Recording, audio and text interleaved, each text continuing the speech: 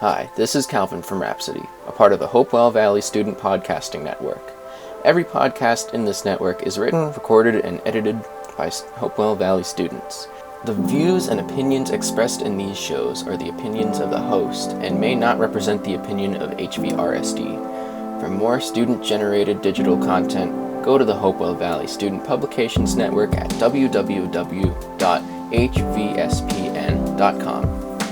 Today's episode is a Connected Dots, where we will be exploring how different artists compose music in a minimalist mindset. Now on to the show. Less is more. What does that phrase mean? The phrase can be interpreted in a multitude of ways. It can maybe mean that you're happier eating easy-to-make food, or you like to live in a smaller house compared to a bigger one. Maybe it can be a bad excuse for only using 200 words for a 700-word minimum English report. But how does that apply to music? Someone might think that this way of thinking can only create music that reflects the ideology in one aspect exclusively. Someone else might think that this would be inherently bad to make music that is not complex and difficult to perform. I hope to prove both of these ideas wrong. Composers can incorporate the same idea of less is more into their music, yet one composer could make a piece that uses a notion in a completely different way than another composer. Often the notion helps a piece using it be distinct to other pieces and can give the piece a very positive and occasionally grand effect. So let's connect the dots of the idea of less is more in music. Firstly, I want to talk about Erik Satie, a French composer from the late 19th and early 20th century. Erik Satie is known for several things, but he is most often recognized for pioneering ambient music. Another thing he was known for was being insane. He started his own religion, was a terrible hoarder, and once wrote a song that he insisted should be repeated 840 times. One might think that because of Satie's insanity, his music might be crazy complex and all over the place, but no, it wasn't. Satie's pieces were simple and often reserved, and reflected a less is more attitude in composing. I would specifically speak about Gymnopaedia, his most famous piece, and my personal favorite, but Max already made a video about it. So I'll specifically talk about Satie's furniture music. And I mentioned that he pioneered ambient music. Not only did he pioneer it, but he essentially invented it. He called it, at this time, furniture music. The idea of his furniture music is that it isn't actually supposed to be listened to directly, so somebody can do some kind of a task and not be bored. He originally envisioned a person or a group that would play music when some people were doing something other than listening to music. For example, getting together with a group or eating at a restaurant or something like that.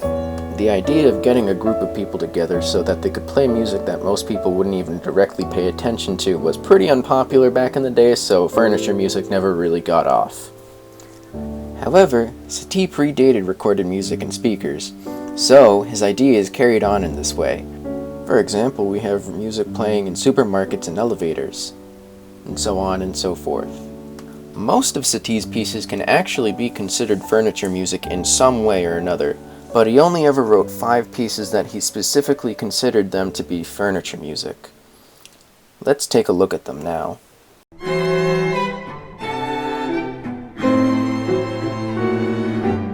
Here's a piece that was meant to be played in an office. You might notice that the melody is incredibly easy to perform. By the way, I'm gonna describe music that falls under this category as less is more music from now on. In addition to this piece having a very simple melody that can be easily played with one finger, the piece repeats a lot and is actually very short. This is another commonality between all less is more music. You will also notice in this song another commonality between all less is more music. That commonality being the musical texture.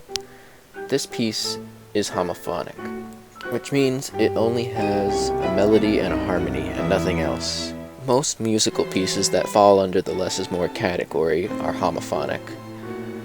They're rarely polyphonic, which means that there's multiple melodies going on at the same time. They're occasionally monophonic, which means that there's only a melody. The piece, overall, is very pleasant, in my opinion. It's nothing special, it's just a little jaunt. Even in its simplicity, it still should be appreciated. It should also be noted all of the different musical quirks that make up this song. Back on the concept of background music, it can be used in different ways as just places. It can be used in movies.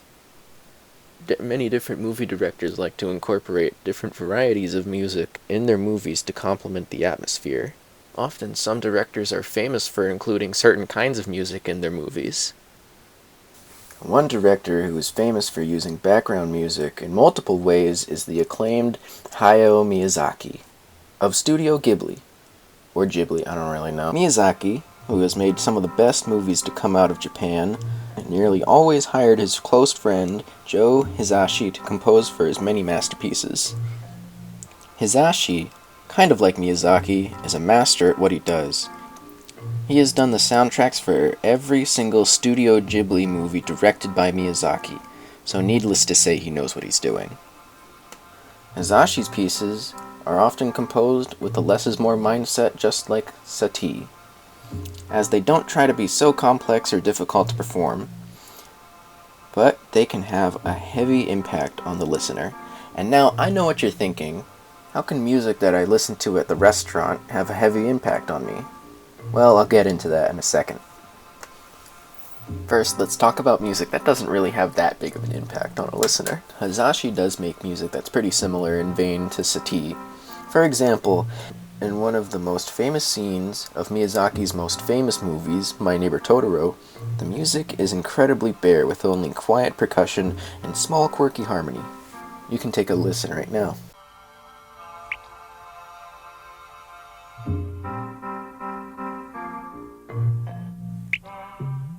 Though the score isn't impactful on its own, the scene is still famous because of the visuals and the story's own merit. The music simply reinforces the quirkiness of the famous scene.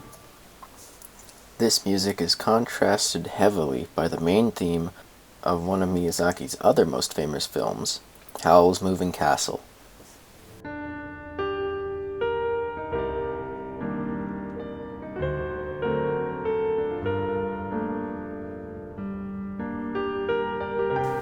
This kind of background music isn't the same as Satie's furniture music in any way. In fact, it goes against the principle of furniture music, that someone is supposed to listen to it without really paying attention. This piece wants you to pay attention. It wants you to pay attention to the melody and the melancholic chords that go along with it occasionally. Still, the music isn't very complex in any way. There are multiple things to note here for Merry-Go-Round of Life. For one, the musical texture is also homophonic. It also has repetition, but not quite in the way that you think. The theme is repeated throughout the film, although it has slightly different variations in its instrumentation and presentation.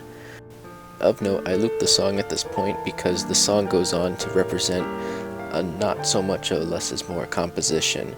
Also of note, Joe Hisaishi isn't necessarily a less is more composer.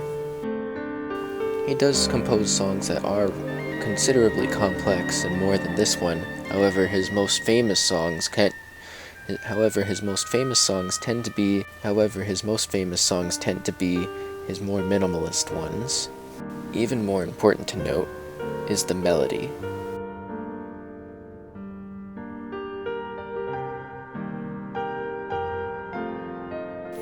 As I mentioned before in the Satie song, the melody is easy to play, and that carries over to this song as well as a bunch of other less is more compositions. In fact, just to give you an idea of how easy the melody is to play in this section, very few notes are shorter than a quarter note. I think the reason that this was done was so that the melody would be easy to concentrate on.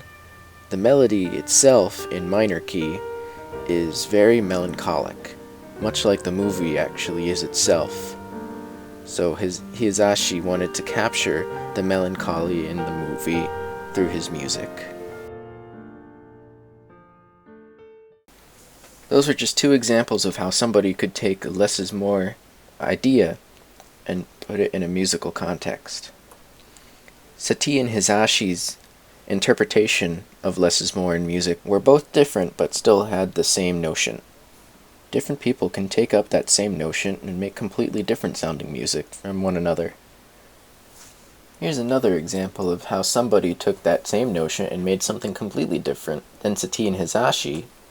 However, this is even more different than how Hisaishi was to Satie. This is Steve Reich.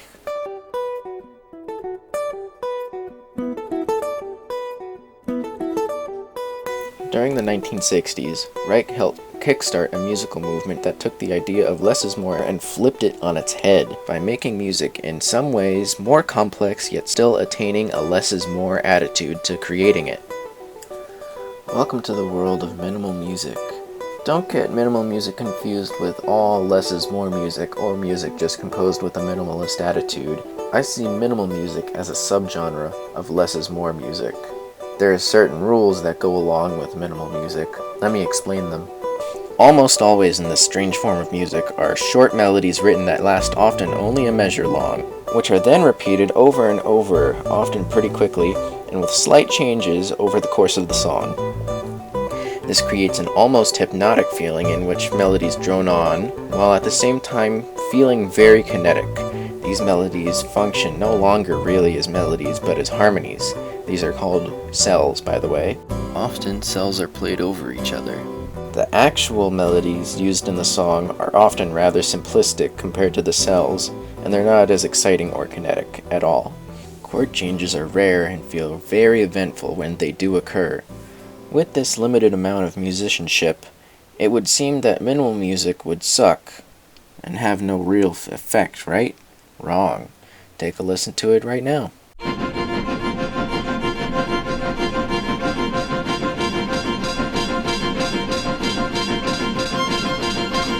What you will notice immediately with this piece is that the repetition is constant. The repetition is more frequent than any of the other songs I showed here. This is of course due to the cells being played on top of each other. The musical texture is also really just homophonic. The good case could be made for polyphonic, but really, all of these different layers just result in a one harmony. Also mentioned as a commonality of minimal music, and just as music with a minimalist attitude, is that the melody of this song is incredibly simplistic. Oh yeah, the song samples a lot of trains in it, by the way. The idea behind different trains came from when Reich realized that when he, a Jewish American, was going on the train from LA to New York a lot when he was a young kid in the 40s, felt lucky that he wasn't in Europe because he would likely still be on a train, however he wouldn't be going to LA or New York, he would be going to a death camp. The complex sounding music derived from non-complex and limited musicality combined with the mature themes give different trains a rich atmosphere, and it's not quite like anything you've ever listened to before, in my opinion.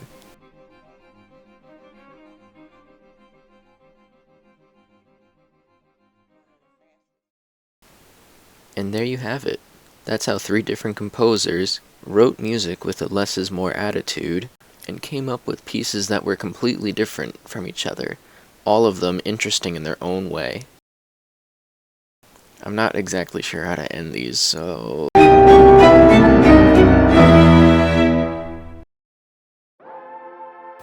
Thanks for listening.